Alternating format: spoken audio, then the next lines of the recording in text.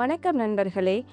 Cinema ஸ்க்ரீனில் மாஸாக வர ஒரு ஹீரோ ரியல் லைஃப்பில் ஹீரோ ஆக முடியுமா அப்படின்ற கேள்விக்கு பதில் தான் விஜய் அவர்களுடைய வாழ்க்கை. மிகப்பெரிய ஒரு நாயகன் இப்போ மக்கள்கிட்ட பெற்ற அன்பை அவர்களுக்கு திருப்பி கொடுக்க வேண்டிய சரியான நேரத்தை எதிர்பார்த்து மக்களிடமே வந்திருக்காரு. ஆக்டர், சூப்பர் ஸ்டார், இப்போ அரசியல். இது ஒரு சடன் சேஞ்ச் கிடையாது, இது ஒரு லாங் ஜேர்னினே சொல்லலாம். இந்த வீடியோவில் விஜய் அவர்களுடைய சைல்ட்ஹுட்ல இருந்து பாலிடிக்ஸ் வரைக்கும் இருக்கிற நிகழ்வை ஒரு சின்ன தொகுப்பாக பார்க்கலாம்.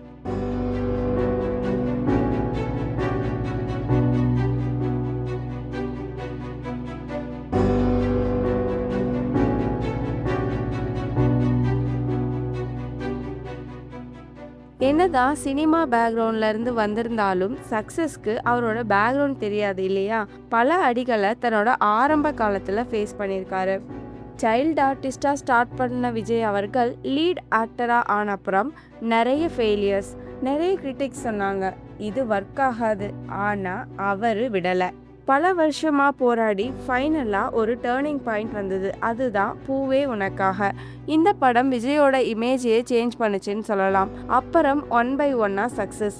கில்லி, துப்பாக்கி, மெர்சல்னு வேற லெவல் படங்களை கொடுத்தாரு. விஜய் அவர்களுடைய மக்கள் இயக்கம் சார்பா நிறைய சோஷியல் சர்வீஸ், பிளட் டொனேஷன், பல ஏழை மாணவர்களுக்கு எஜுகேஷனுக்கு ஹெல்ப் பண்ணியிருக்காரு. படங்கள்ல கூட அரசியல் மெசேஜஸ்லாம் இருந்திருக்கு. விஜய் அவர்கள் பல திரைப்படங்களில் நடிச்சிருந்தாலும் நேரடியாக அரசியலை பற்றி பேசி நடித்த படங்கள் ரொம்ப கம்மி. சில இடங்களில் அரசியலுக்கு வரதை பற்றியும் சமூகம் பற்றி தன்னோட பார்வை எப்படி இருக்குது அப்படின்னு பற்றியும் பேசியிருக்காரு. உதாரணமாக ஒரு சில படங்களை சொல்லலாம்.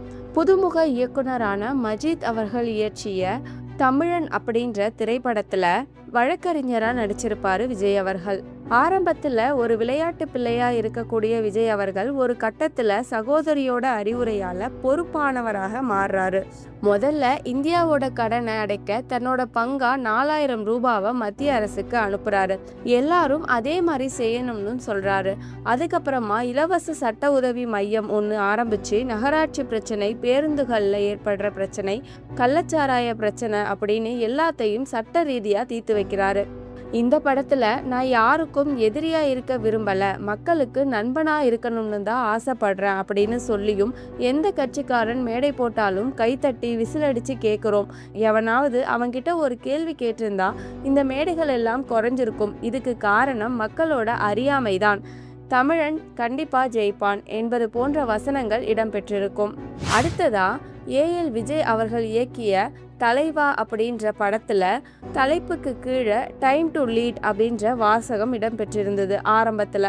இந்த படத்துல மும்பையின் டானான தன்னோட தந்தை இறந்ததுக்கு அப்புறமா அவரோட இடத்தை தலைவா என்ற பட்டத்தோட ஏற்றுக்கொள்கிறார் விஜய். அதுக்கப்புறமா மும்பையில மறுபடியும் அமைதி ஏற்படுறதுக்காக முயற்சிகளை மேற்கொள்வாரு. AR முருகதாஸ் அவர்கள் இயக்கத்துல விஜய், சமந்தா ஆகியோர் நடித்து வெளிவந்த படம் தான் கத்தி.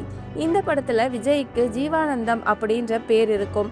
இந்த படத்துல பொது உடைமை தத்துவம், முதலாளித்துவத்தோட தீமை, விவசாயிகளுக்கு என்னென்ன பிரச்சனைகள்லாம் இருக்கு அப்படின்னும் குடிநீரோட முக்கியத்துவத்தையும் குடிநீர் பிரச்சனை போன்ற விஷயங்களையும் பேசியிருப்பாரு முருகதாஸ். காத்துல ஊழல் பண்ற ஊரியா என 2G ஊழலை வெளிப்படையாக குறிப்பிட்டு வசனம் ஒன்றையும் பேசியிருப்பாரு விஜய் அவர்கள். விஜய் அவர்களுடைய நடிப்புல அட்லி இயக்கியிருந்த படம் தான் மெர்சல். மருத்துவத்துறையை லாபத்திற்காக மட்டும் பயன்படுத்துவது கிடையாது, அதுக்கு எதிரான கருத்துக்களை சொன்ன படம் தான் இது. மருத்துவத்துறையை லாபத்திற்காக பயன்படுத்துதல் தவறு அப்படின்னு அதுக்கு எதிரான கருத்துக்களை சொன்ன படம் தான் மெர்சல். ஆனா இதுல பல இடங்கள்ல வெளிப்படையாவே அவர் அரசியல் பேசியிருப்பாரு. படத்துல விஜயோட அறிமுக காட்சியில உன்னை அறிந்தால் நீ உன்னை அறிந்தால் என்ற எம்ஜிஆர் பாடலுடன் இருந்தது கவனிக்கப்பட்டது. இந்த படத்துல இடம்பெற்றிருந்த ஆலப்போரான் தமிழன் பாடலும் வெகுவா கவனிக்கப்பட்டுச்சு. இதுலயும் முக்கியமா AR முருகதாஸ் இயக்கத்துல விஜய் அவர்கள் நடித்திருந்த சர்க்கார் அப்படின்ற திரைப்படம் அமெரிக்கால வசிக்கக்கூடிய சுந்தர ராமசுவாமி வாக்களிக்கிறதுக்காக தமிழ்நாட்டுக்கு வராரு. தேர்தல் அப்ப வாக்களிக்க போறப்ப தன்னோட வாக்கு ஏற்கனவே செலுத்தப்பட்டிருக்கத தெரிஞ்சு அதிர்ச்சி அடைகிறாரு. இதுக்கப்புறம் சுந்தரின் முயற்சிகளால் மறு தேர்தல் நடத்த உத்தரவிடப்படுது.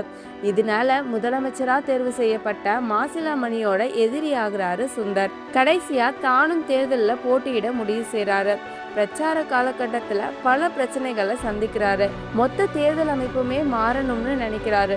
தேர்தல்ல சுந்தரும் அவரது ஆதரவாளர்களும் வெற்றி பெறாங்க. கடைசியா அப்படி இருந்தும் கூட தான் முதலமைச்சர் ஆகாம நேர்மையான ஒரு அதிகாரியை முதலமைச்சராக தேர்வு செய்கிறார் சுந்தர். இப்படிதான் இந்த படம் முடியுது.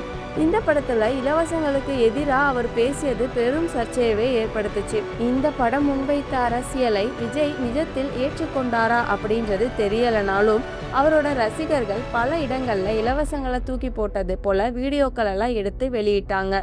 இதுல இன்னும் ஹைலைட் என்னன்னா, இந்த படத்தோட இசை வெளியீட்டு விழால பேசின விஜய் அவர்கள், இந்த படத்தில் நான் முதலமைச்சர் வேடத்தில் நடிக்கவில்லை, நிஜத்தில் நான் முதலமைச்சரானால் நடிக்க மாட்டேன், தலைவன் நல்லவனாக இருந்தால் எல்லாமே நல்லதாக மாறும், நெருக்கடியான நேரத்தில் ஒரு நல்ல தலைவன் வருவார், அவர் நல்ல சர்க்கார் அமைப்பார் அப்படின்னு சொன்னது பெரும் பரபரப்பையே ஏற்படுத்துச்சு. இதெல்லாம் ஒரு பக்கம் இருக்க ஒரு பெரிய அனௌன்ஸ்மெண்ட்டை கொடுக்குறாரு. அதுதான் தமிழக வெற்றி கழகம். விஜய் அஃபிஷியலா பொலிட்டிக்ஸ்ல என்ட்ரி ஆகுறாரு. இது ரொம்ப பெரிய ரிஸ்க்னே சொல்லலாம். சினிமால ஒரு சேஃப் ஜோன்ல இருந்திருப்பாரு, ஆனா பாலிடிக்ஸ் அப்படி கிடையாது. இவரோட லட்சியமே youth empowerment, corruption free governance, education importance.